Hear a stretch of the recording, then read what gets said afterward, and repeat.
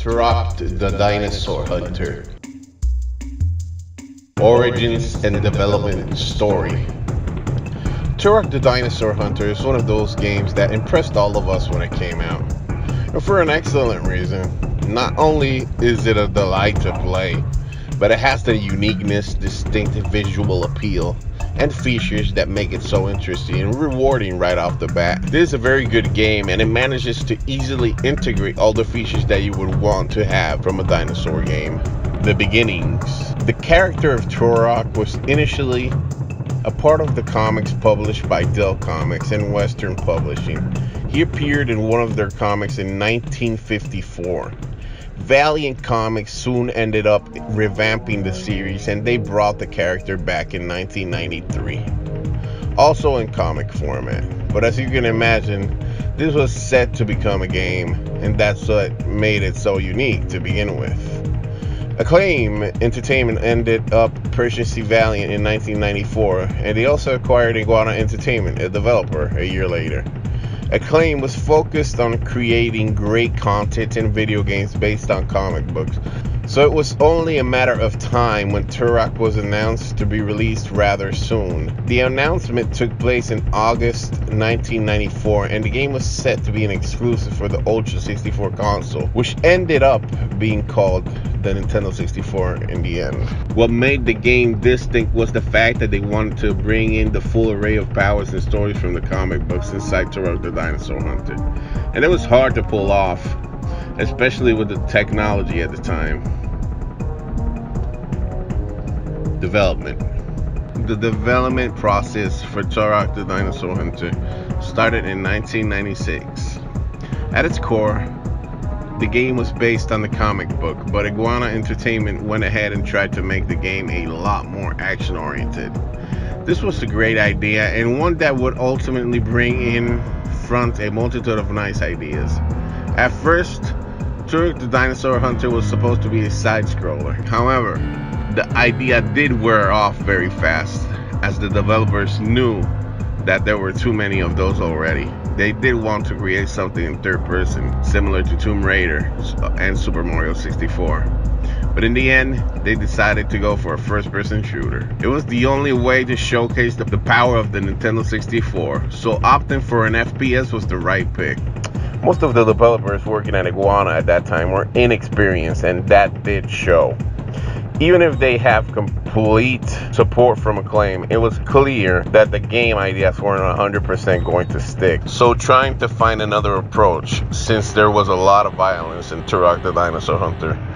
This game was pushing the limits of that console, but Nintendo didn't want to check the console, nor did they want to focus on anything for the time being.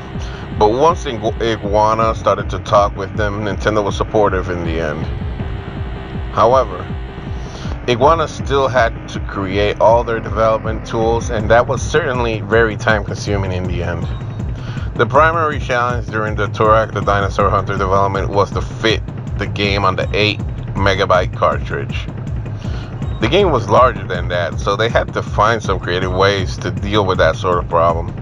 They ended up reducing the music quality, and they also compressed everything. Yes, some specific measures and issues weren't exactly helpful for the development team. Yet, despite that, they did use particle systems, real-time lighting, and many other features. They even used the motion capture studio at Acclaim to make the humanoid characters more convincing and entertaining. The problem they encountered was that Acclaim had some major financial issues later during the game's development. Even if they were publishing lots of 16-bit games, they did want to focus on something else other than SNES and Genesis. People were not ready, and obviously this did come as quite the shocker. And while the game development process ran well, albeit with its challenges, the reality is that the marketing for it ended up being extremely hard to do. In fact, Turok the Dinosaur Hunter was the major hope that Acclaim had at the time, and a lot of pressure was on the development team to deliver. Based on the cash flow issues, the marketing was weak. In fact, Acclaim relied mostly on the sales of Magic the Gathering Battle Mage. The lack of a good marketing was indeed a problem. And then when you had a very high price for Turok the Dinosaur Hunter, which was $79.99 in the US, around $130 in Australia, and 70 pounds in the UK, obviously the addition of a mature rating also meant that the sales would not be good, simply because parents would not get this for kids. The game was initially set to appear in 1996, but they pushed the release date to January.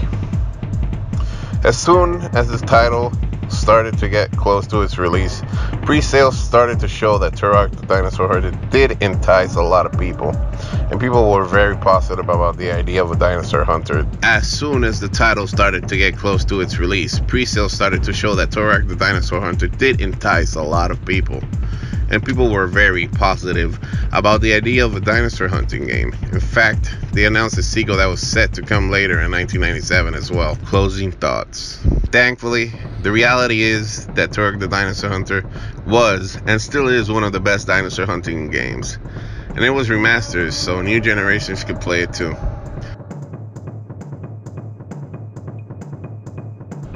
Please subscribe, like this video, and help us so we could do more 8-bit history. This was Joey61. Thank you for watching.